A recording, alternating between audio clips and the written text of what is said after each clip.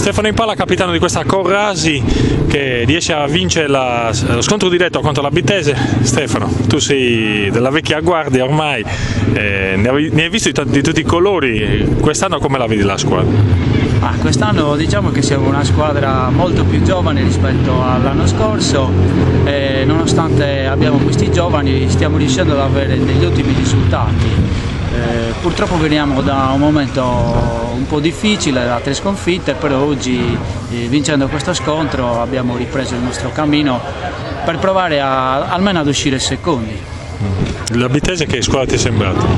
L'Abitese è sempre una squadra tosta, ha delle ottime individualità, è difficile affrontarli. Diciamo che oggi, stringendo i denti, siamo riusciti a metterli sotto.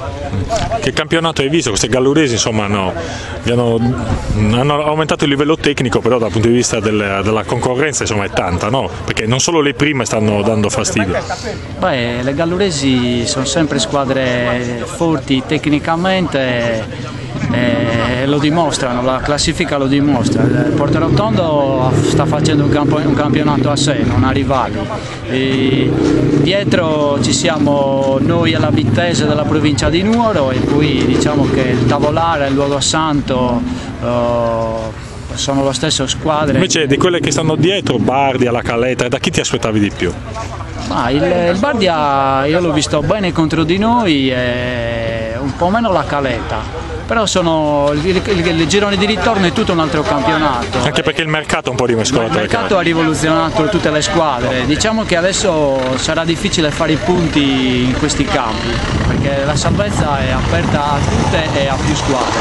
Quindi nessuna partita è scontata, bisogna dare sempre il massimo. La partita che sulla carta sembra più semplice sicuramente sarà la più difficile, per tutti quanti. Certo.